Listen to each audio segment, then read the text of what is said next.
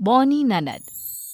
सुबह सुबह पूजा अपनी ननद प्रीति के कमरे में उसको उठाने के लिए आती है और देर तक सोता हुआ देख उसके ऊपर से कंबल हटाते हुए अपनी ननद से कहती है, सूरज सर पर आ गया, पर अभी तक तुम्हारे लिए सुबह नहीं हुई। अरे आज उठना भी है या नहीं? भाभी उठ रही थी मैं। उठ रही थी? ऐसा एक भी दिन नहीं आता कि बिना उठाए तुम उठ जाओ। भाभी आज तबीयत ठीक नहीं लग रही थी, इसलिए आज लेट हो गया। तुम्हारी तो रोज ही तबीयत खराब होती है, घर का काम जो करना होता है। ये नहीं कि भाभी पूरा दिन अकेले काम करती है तो कभी उनकी मदद करवा दूं। भाभी मुझसे जो भी होता है वो मैं कर तो देती हूँ, फिर भी आप मुझे रोज सुबह सुबह सुनाना शुरू कर देती हो। तुम्हें तो कुछ बोलना ही बेकार है। पता नहीं कब शादी करके अपने ससुराल जाएगी, पर इससे शादी करेगा भी कौन? इसके लिए तो इसी की तरह कोई बौना देखना पड़ेगा। प्रीति अपनी भाभी की बातें सुनकर बिना कुछ बोले बाहर जाने लगती है। तभी पूजा प्रीति को रोकते हुए उससे कहती है, ओ महारानी, ये तुम्हारा कंबल, इसे कौन उठाएगा? इतना कहकर पूजा वहां से चली जाती है। बेचारी प्रीति अपना बेड ठीक करने लगती है, जिसके बाद प्रीति घर का भी काम करने लगती है और खुद से कहती है, चलो घर का काम तो खत्म हुआ, अब कॉलेज के लिए तैयार हो जाती हूँ।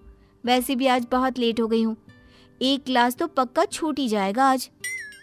इतना कहकर प्रीति कॉलेज जाने के लिए तैयार होने लगती है तो वहीं पूजा किचन में काम कर रही होती है और खुद से ही बातें कर रही होती है।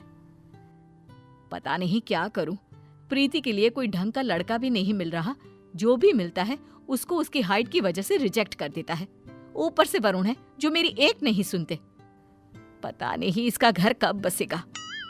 इतने में पूजा का फोन बजता है, जिसे देख पूजा अपनी चाय लेकर हॉल में जाकर बैठ जाती है और फोन पर बातें करने लगती है। प्रीति कॉलेज जाने के लिए बाहर आती है और अपनी भाभी से कहती है, भाभी मैं लेट हो रही हूँ, मैंने सारा काम कर दिया है, मैं कॉलेज जा रही हूँ। ठीक है, और सुनो टाइम से घर आ जाना, सारे कपड़े पड़े हुए हैं धोने के लिए। प्रीति बिना कुछ बोले वहां से चली जाती है और शाम को जब प्रीति घर आती है तो वो धुलने के लिए सारे गंदे कपड़े देखती है। प्रीति जाकर उन कपड़ों को धो देती है। कुछ देर बाद पूजा तैयार होकर बाहर निकलती है। तब प्रीति अपनी भाभी से पूछती है, भाभी आप इतनी रात को कहाँ जा रही हो? तुझसे मतलब? मैं कहीं भी जाऊं, कुछ भी करूं? अच्छा दरवाजा अंदर से बंद कर लेना। हो सका तो मैं रात को घर ना आ पाऊं, क्योंकि आज मैं अपनी फ्रेंड के घर जा रही हूँ। पर भाभी उस बारे में आपने भैया से पूछा? आपको पता है ना, भैया को रात में किसी का भी दूसरों के घर रुकना पसंद नहीं है। उनको और मुझे आपकी चिंता रहती है। अगर तुम चुगली ना करो तो वरुण को मैं संभाल लूंगी, पर नहीं, जितना बड़ा तुम्हारा कद नहीं उससे ज्यादा तो तुम्हें उछलना होता है। मेरी कोई लाइफ नहीं है क्या? तुम कॉलेज के बहाने और तुम्हारे भैया ऑफिस ट्रिप के बहाने घूम लेते हो, और मैं तो इस घर में ही रहती हूँ। मेरा दम नहीं घुटता क्या? इसलिए अगर मैं एक दिन अपनी फ्रेंड के साथ बाहर जा रही हूँ तो इसमें बुराई क्या है? भाभी रात को आप बिना बताए जा रही हो, कल को आपको कुछ हो गया तो मैं भैया को क्या जवाब दूंगी? कोई जवाब देने की जरूरत नहीं है। रोटी बनी हुई है, खाना खाकर सो जाना। वरुण से मैं खुद बात कर लूंगी। इतना कहकर पूजा अपनी दोस्त के साथ घूमने के लिए निकल जाती है, पर बेचारी प्रीति रोती रहती है। पूजा अपनी दोस्त के साथ घूमकर घर आती है और अगले दिन प्रीति को जब टीवी देखता हुआ देखती है तो सारे कपड़े लेकर उसके पास जाकर कहती है, सारा दिन टीवी देखने से घर का काम खत्म नहीं होता। कभी मेरे बारे में भी सोच लिया करो। अरे थोड़ी मेरी भी मदद करवा दो काम में। भाभी सारा काम तो करती हूँ, बस मुझसे जो काम नहीं हो पाता वही मैं छोड़ती हूँ। अब आपको पता है कि मैं ऊंचाई के काम नहीं कर पाती, मेरा हाथ नहीं पहुँच पाता, फिर भी आप ऐसा बोल रही हो। तो घर में सीढ़ी किस लिए है? उसका इस्तेमाल करो। और उसके बिना भी तुम कपड़े इस्त्री कर सकती हो, कपड़े धो सकती हो, खुद खाना निकाल कर खा सकती हो। ये काम तो तुम कर ही सकती हो ना? पर नहीं जी, तुम्हें तो कुछ नहीं करना। भाभी जो है सारा काम करने के लिए। उन दोनों में बहस हो ही रही होती है। तभी प्रीति के फोन पर उसके भैया का फोन आता है और पूजा प्रीति से पूछती है, किसका फोन है? अब भैया का फोन है।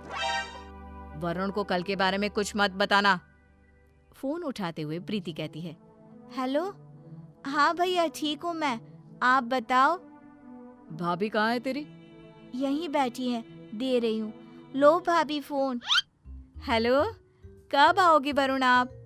आपको गए कितना टाइम हो गया, जल्दी आ जाओ ना बस। हाँ मैं आ ही रहा हूँ, 2-3 में आ जाऊंगा। अच्छा प्रीति ठीक है ना? तुम दोनों की अब लड़ाई तो नहीं होती ना पहले की तरह? नहीं जी, सब ठीक है, बस आप आ जाइए। इतना कहकर वो फोन रख देती है। ऐसे ही कुछ दिन और बीत जाते हैं।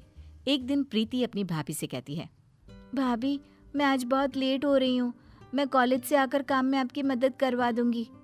प्रीति ये सब बोल रही होती है, पर फिर भी पूजा उसकी किसी भी बात का जवाब नहीं देती और प्रीति अपनी भाभी के कमरे में जाती है, जहाँ वो पूजा को सोते हुए देखती है। ये देखकर पूजा को उठाने के लिए उसका हाथ पकड़कर हिलाती है, तो वो देखती है कि पूजा का हाथ बहुत गर्म है। ये देखकर प्रीति खुद से कहती है, अरे भाभी को तो बहुत ही ज्यादा बुखार है। एक काम करती हूँ, मैं आज कॉलेज से छुट्टी ले लेती हूँ और भाभी की देखभाल करती हूँ। अभी तो दवाई लाकर दे दूँ। दवाई खाने के बाद जैसे ही भाभी को आराम मिलेगा, मैं इन्हें डॉक्टर के पास ले जाऊंगी। इतना कहकर प्रीति अपनी भाभी का ख्याल रखने लगती है। भाभी उठो, दवाई ले लो। तुम कॉलेज नहीं गई आज? नहीं, आज मैं घर पर रहकर सारा काम कर लूंगी। आज ना आप आराम करो बस। पर तुम काम कैसे करोगी? तुम्हारा हाथ नहीं पहुंच पाता और आज किचन की सफाई भी करनी थी। भाभी मैं सब कर लूंगी, आप बस आराम करो। प्रीति अपनी भाभी को दवाई खिलाती है और आराम करने को बोलती है। तब पूजा कहती है, प्रीति मेरे सर में बहुत तेज दर्द हो रहा है। लाओ भाभी मैं दबा देती हूँ। इतना कहकर वो भाभी का सिर दबाने लगती है और उसकी ये सेवा देखकर पूजा उससे कहती है, प्रीति रुक। क्या हो गया भाभी?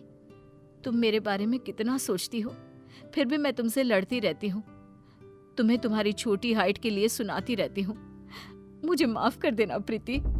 कोई बात नहीं भाभी, वैसे भी आपका हक है मुझे डांटने का, क्योंकि मुझे पता है आप नारियल की तरह ऊपर से कठोर और अंदर से नरम दिल के हो। आप मुझसे माफी मत मांगो। आप जितना मुझसे लड़ती हो उससे कहीं ज्यादा तो मेरे बारे में सोचती भी हो। इतने में वरुण भी आ जाता है और उन दोनों का प्यार देखकर खुश हो जाता है, जिसके बाद वो तीनों खुशी से रहने लगते हैं। कहते हैं ना, जहाँ 4 बर्तन होते हैं वहाँ सनसनाहट तो होती ही रहती है।